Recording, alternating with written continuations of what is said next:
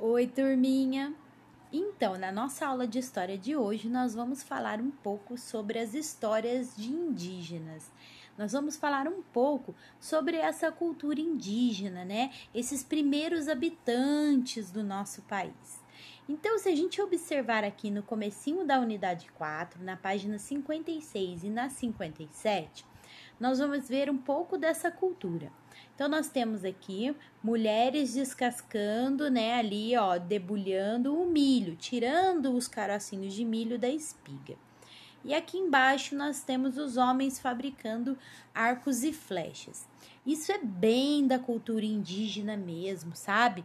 Onde ficam só as mulheres fazendo alguns tipos de trabalho das mulheres e os homens fazendo tipos de trabalho dos homens. Isso é bem cultural deles, tá, gente? Aqui em cima nós temos mais algumas mulheres que estão indo buscar as espigas de milho, provavelmente nas plantações, para trazer para aquelas mulheres que estão debulhando o milho.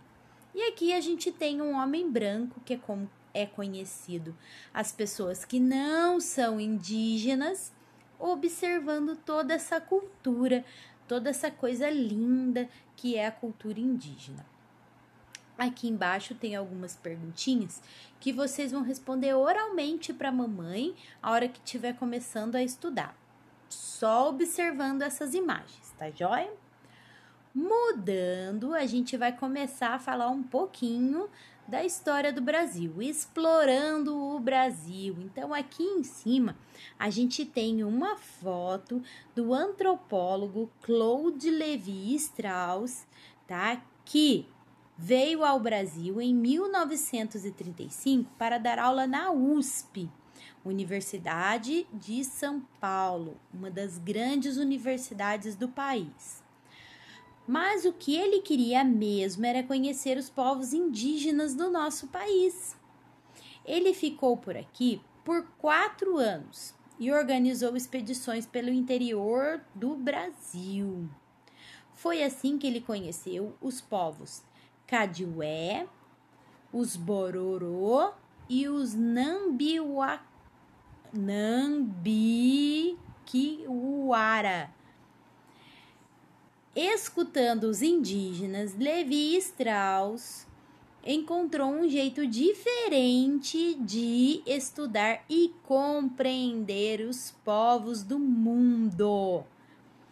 Veja alguns lugares do trajeto da sua primeira viagem feita entre 1935 e 1936. Faz tempo, hein? Eles viajaram de trem, caminhão, barco e no lombo de animais, a cavalo, mula, jegues, né? Então, olha lá. Aqui tem a foto de quando eles começaram essa expedição e nós vamos falar aqui embaixo, ó, tem uma linha do tempo, né? Uma linha mostrando todos os lugares que eles percorreram. Então, eles saíram de São Paulo e passaram em Bauru, Porto Esperança, no Mato Grosso do Sul, e depois na aldeia Kadiué, também no Mato Grosso do Sul. Na outra página, essa expedição continua. Então, eles passaram por Corumbá, depois por Cuiabá, aí foram subindo até o Rio São Lourenço e, por último, lá em cima, a aldeia Bororô. Tá? Essa expedição dele durou 1 ano, foi de 1935 a 1936, tá joia? Aí aqui do lado a gente tem uma foto dessa aldeia Bororô em 1935 e tá escrito assim: quando chegaram à aldeia Bororô, depois da longa viagem, estavam exaustos, mas Lévi-Strauss ficou encantado. Ele relatou que nunca tinha visto um povo com um modo de viver tão interessante. Aí aqui embaixo, turminha, tem a foto, né, deles andando de barco e tal, a imagem, o desenho, e tem algumas questões. Então, como vocês não podem contar aos colegas, né, infelizmente, vocês vão falar com a mamãe, tá joia? E vão responder aqui no cantinho do livro. Pode responder em qualquer cantinho aqui. Qual foi a primeira impressão de Levi Strauss ao conhecer os Bororôs? Ele ficou encantado, né, gente? Tá escrito lá. E ele encontrou um jeito de estudar os povos do mundo? A gente falou isso lá no comecinho, é só voltar que vocês vão saber responder, tá joia? E aí, por último, lá embaixo, vamos brincar de perguntar. Aí, essa brincadeira não vai dar pra gente fazer, porque a gente tinha que estar na sala para brincar disso. Mas depois a gente volta e faz uma brincadeira dessa nas aulas online. Joinha? Então, vamos para a próxima página. Aí, nós vamos falar sobre a aldeia Bororô, que o Levi achou, né? Que ele foi lá e fez toda aquela viagem imensa, longa, para chegar até essa aldeia. Então, a aldeia Bororô, visitada por Levi Strauss, tinha se mantido isolada do mundo por muito tempo. Então, eles não viam outras pessoas que não fossem as pessoas que moravam na aldeia, os índios. Naquela época, os Bororôs começaram a fazer os primeiros contatos com os não-índios. Levi Strauss observava e anotava tudo com muita atenção. Ele era aquele carinha lá do comecinho da página, lá sentadinho, anotando tudo. Ele anotava tudinho com muita atenção. Veja como ele descreveu a aldeia, depois faça a atividade. A aldeia tinha 26 cabanas, dispostas em formato de círculo. Em cada uma das cabanas, tá aqui, em cada uma das cabanas moravam de 2 a 3 famílias, não são pessoas, turma, são famílias, acomodadas nas laterais internas, e no centro era colocado o fogo usado para preparar comida, espantar mosquitos, esquentar o ambiente. Ali também se recebiam as visitas, as pessoas que iam visitar aquela cabana, outros índios, né, turminha? Porque eles não estavam acostumados com os não índios, né, os homens brancos. Mas agora eles começaram a ver, a se acostumar com os homens brancos, né? Então, agora aqui, tem mais observação. No centro da aldeia ficava a maior construção, a casa dos homens, onde apenas homens, principalmente os solteiros, dormiam. Então, os homens solteiros não podiam dormir com as mulheres nas outras cabanas. Na área central da aldeia havia também a praça cerimonial, onde aconteciam as danças e os demais rituais. São essas duas observações que estão aqui. Agora, aqui em cima, bem aqui, vocês têm uma atividade pequenininha para fazer. É só marcar X na alternativa correta dessas observações que ele fez a respeito da aldeia. Então, teve dúvida, volta e faz a leitura novamente.